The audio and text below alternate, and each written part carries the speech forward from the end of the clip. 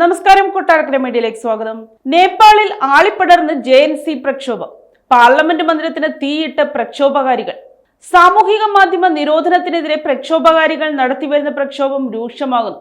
പ്രക്ഷോഭകാരികൾ parliament മന്ദിരത്തിന് തീയിട്ടു. പ്രധാനമന്ത്രി KP Sharma ഒലിയുടെ രാജിയെ തുടർന്നാണ് നടപടി.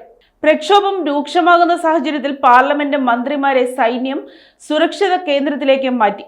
സാമൂഹിക മാധ്യമങ്ങൾക്ക് വിലക്കേർപ്പെടുത്തിയ സാഹചര്യത്തിലാണ് JNC പ്രക്ഷോഭകാരികൾ ആക്രമണം അഴിച്ചുവിട്ടത്.